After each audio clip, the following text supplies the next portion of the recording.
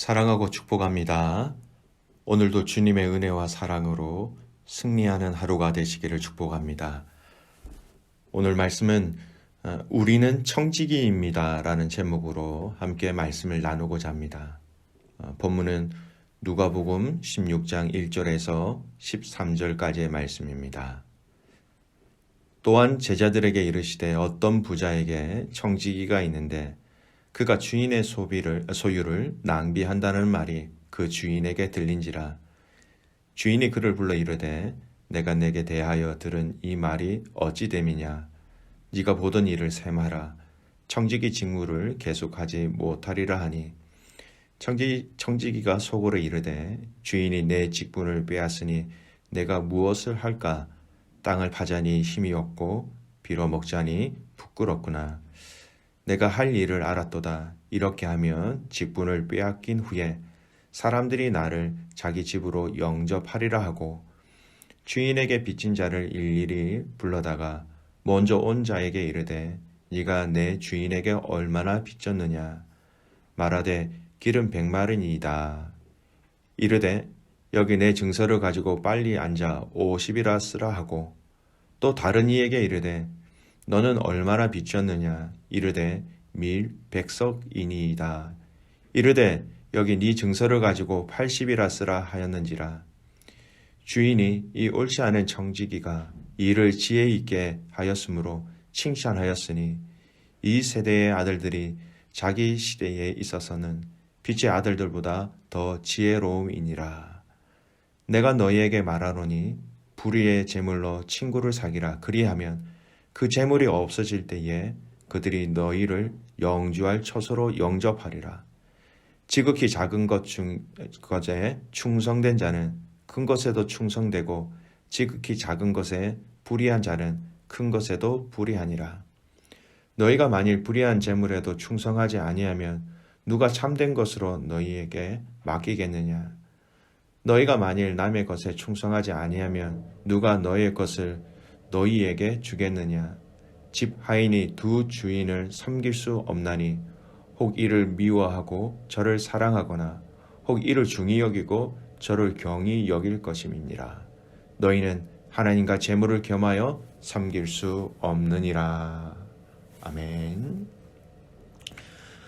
오늘 말씀은 예수님께서 제자들에게 하신 비유의 말씀입니다. 흔히 불의한 청지기라는 이 이름으로 잘 알려진 비유이지요. 같이 말씀을 좀 살펴볼 것인데 결론적으로 이 불의한 청지기를 마지막에 이 비유를 통해서 예수님이 칭찬한 것으로 나오는데 이로 인하여서 오늘 이 비유의 말씀을 이해하는데 많은 혼돈과 어려움을 가지게 됩니다. 여러분, 이 불의한 행동을 한 청지기의 그 행위 자체가 근본적으로 옳다라는 이야기는 아닙니다. 여러분, 이것을 기억하시면서 오늘 이 말씀을 한번 살펴보고자 합니다. 어떤 부자에게 청지기가 있었습니다. 청지기, 일을 맡김을 받은 자라는 것이죠. 그가 주인의 재산을 허비하고 있다. 이 보고가 주인에게 들어갑니다. 당연히 주인은 이 청지기를 불러서 확인하고 이 주인이 청지기의 파면을 결정하고 그에게 정리할 시간을 얘기합니다. 직분을 이제 곧 빼앗기게 된 이 청지기가 앞으로 나는 무엇을 먹고 살아야 할지 걱정이고 고민하였지요. 고민하던 청지기가 어떤 대책을 세워야 할지 생각해낸 것이 이것입니다. 바로 이 불의한 청지기가 채무 증서를 이렇게 위조하여서 주인에게 빚진 자들의 빚을 탕감해 줍니다.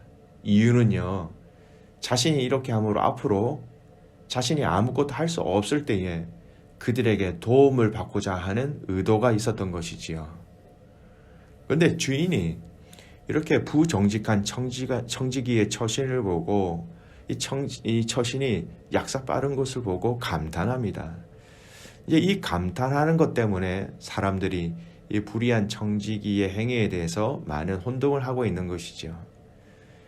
여러분, 청지기가 주인의 것을 자신의 것인 양 쓰고 낭비하는 것은 확실히 죄입니다. 잘못이지요. 하지만 주인이 감탄한 것은 자신의 위기를 모면하고자 하는, 해결하고자 하는 그 행위에 대한 감탄이라는 것입니다. 주인이 칭찬한 것은 청지기의 도덕적인 부분이 아니라 앞날을 대비하고 지혜롭게 처신한 그 행위에 대해서 칭찬하였다라는 것입니다. 그래서 오늘 우리는 이 본문을요, 극히 제한적으로 이해하고 해석할 수 있어야 합니다.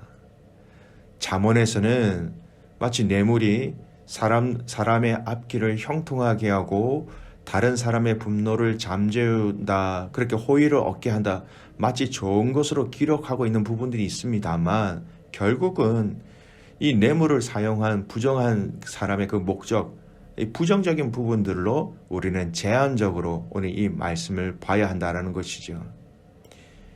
예수님이 이 비유의 말씀을 하시는 중요한 요지만을 파악하면 이를 잘 이해해야 합니다. 그리고 이것은 결국 그리스도인의 정체성과 매우 깊게 연관된 내용이라 말씀드릴 수가 있어요. 그리스도인은 어떤 사람인가? 하나님 나라를 기업으로 받은 하나님의 자녀인 동시에 이 땅에서 하나님이 주신 것들을 잘 관리하는 청지기입니다. 그래서 이 땅에서의 삶은 마땅히 하나님 영광을 위한, 그리고 하나님 나라의 그 준비를 위한 지혜로운 삶이 되어야 하는 것이죠. 마찬가지입니다. 이 비유에서 초점이 되고 있는 물질도 여러분 그 자체가 목적이 아니라 하나님 나라를 준비하기 위한 수단으로 지혜롭게 잘 사용하라라는 의도에서 말씀하신 거예요. 여러분, 그렇다면 이 물질을 지혜롭게 사용한다라는 것은 여러분 무엇을 의미합니까? 바로 자신의 정체성을 정확하게 파악하고 앞으로 다가올 앞날을 바라보며 대처하는 삶을 가리킵니다. 세상 사람들은 이 세상 사람들을 대표한다고 볼 수 있는 이 불의한 청지기는요, 자신의 앞날을 위해 재물을 지혜롭게 사용하고 있는데 비해 오히려 하나님의 나라를 유업으로 받은 하나님의 백성들은 영원한 처소를 준비하는 일에 인색하고 무지하다라는 것을 예수님은 이 비유를 들어 간접적으로 지적하고 계신 것이지요. 이 땅에서의 삶을 풍요롭게 하는데 외에는 관심 없는 세상의 청지기들도 이렇게 교활할 정도로 민첩하고 지혜롭게 미래의 상황을 대처하는데, 하물며 영원한 세상을 바라보는, 그리고 그것을 위해서 살아가는 하나님 나라의 청지기들은 적어도 이 정도의 지혜는 있어야 하지 않겠느냐라는 책망과 교훈의 메시지가 오늘 이 말씀에 담겨져 있는 것입니다. 그래서 9절 말씀을 보십시오. 이 비유의 핵심 구절이 무엇입니까? 불의한 재물로 친구를 사귀라. 불의한 재물. 문자 그대로의 의미가 아닙니다. 지금까지 살펴본 불의한 청지기가 한 그 지혜, 민첩함, 이것을 이야기하는 것입니다. 이것으로 친구를 사귀라. 여러분, 오늘 본문의 포인트는 이거예요. 그런 민첩함으로 불의한 그 청지기가 미래를 위해서 준비하고 힘쓴 그러한 지혜로 친구를 사귀라. 여러분, 이 친구를 사귄다라는 것이 무슨 의미입니까? 결국 이것은 가난한 자들에게 또는 가난한 동료 그리스도인들에게 구제하라, 이렇게 볼 수 있는 것입니다. 세상의 재물을 남을 구제하는 일에 쓰라는 것입니다. 물론 이 비유에 등장하는 청지기가 빚진 자들을 구제하고자 하는 선한 동기에서 선심을 베푼 것은 아니었습니다. 하지만 결국 빚진 자들을 돕는 결과를 낳았지요.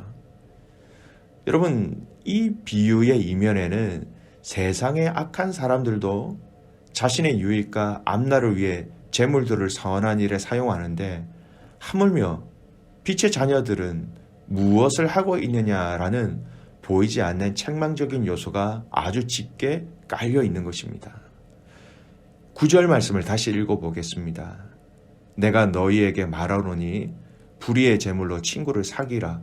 그리하면 그 재물이 없어질 때에 그들이 너희를 영주할 처소로 영접하리라. 여러분, 영주할 처소는요, 영원히 거할 장소인 천국을 상징합니다. 재물로 친구를 사귀라 이 행위는요, 현세에서 그들에게 영접받는 것으로 끝나는 것이 아니라 내세의 복으로 이어진다라는 의미지요. 영주할 처소. 예수님이 지금 전하고 계신 하나님 나라에 이른다라는 것입니다. 재물이 하나님 나라로 인도하는데 쓰여져야 한다는 것을 말씀하시는 것이지요. 결국 이 재물을 통하여서 그들이, 연약한 자들이, 부족한 자들이 하나님 나라에 그들이 들어갈 수 있도록 이 재물을 가지고 지혜롭게 사용하라라는 것입니다. 그래서 13절 말씀 보세요. 집 하인이 두 주인을 섬길 수 없나니 혹 이를 미워하고 저를 사랑하거나 혹 이를 중히 여기고 저를 경히 여길 것임이라. 너희는 하나님과 재물을 겸하여 섬길 수 없느니라. 물질이 우리의 주인이 되어서는 안 된다는 말씀입니다. 하나님이 아니면 물질을 섬기게 되는 것이 인간의 타락한 본성이라는 것입니다. 하나님과 재물을 겸하여 섬길 수 없다 분명히 말씀하십니다. 여러분, 물질을 섬기려고 하는 것이 우리 타락한 인간의 본성이지요. 이 타락한 인간의 본성을 이길 수 있는 방법이 무엇일까요? 여러분, 오늘 이 말씀은요, 물질이 이 땅에서 필요 없다라는 것이 아닙니다. 물질이 분명히 필요합니다.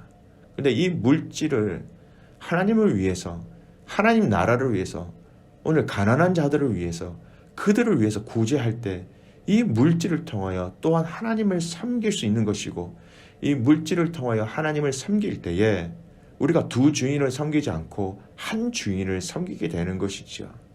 물질 따로 하나님 따로가 아니라는 것입니다. 물질도 하나님을 섬기도록 사용할 때 이 물질이 우리에게 주인 노릇을 하지 않게 되는 것입니다. 12절 말씀에 보면 누가 너희의 것을 너희에게 주겠느냐라고 말씀하셨습니다. 너희의 모든 것 하나님이 주신 것이다. 이것을 기억하라는 말씀이죠.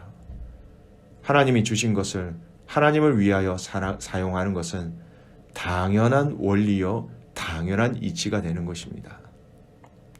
이후에 누가복음 말씀에 보면 재물관에 관련된 독특한 이야기들이 참 많이 제시되고 있습니다.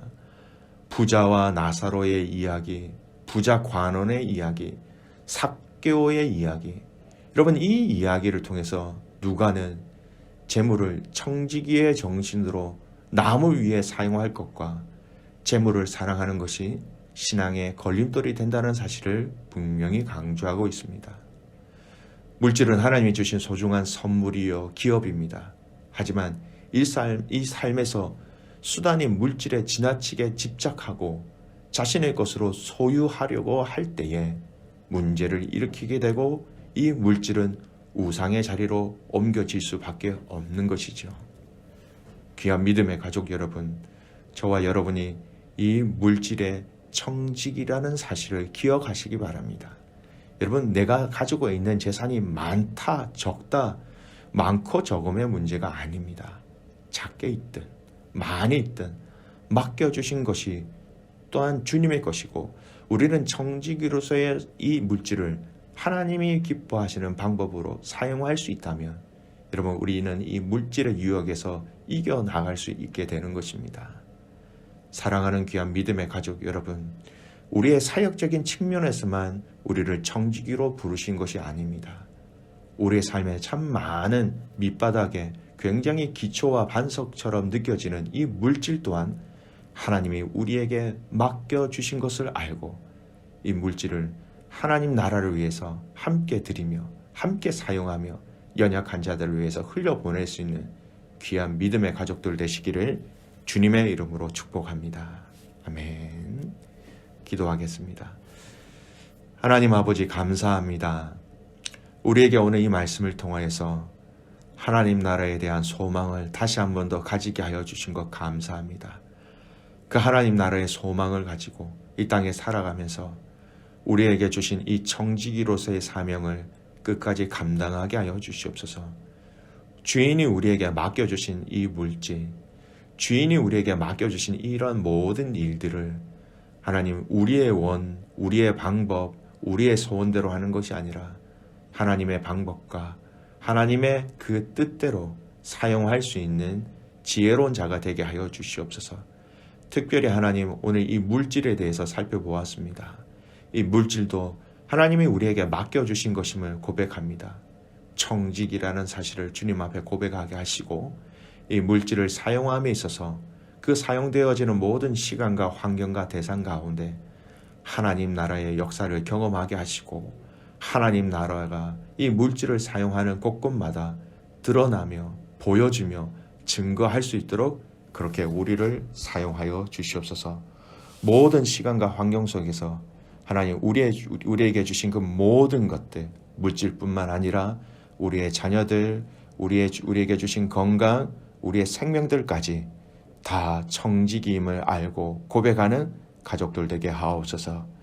그렇게 행하신 하나님을 신뢰하며 살아서 역사하시는 예수님의 이름으로 기도드리옵나이다. 아멘.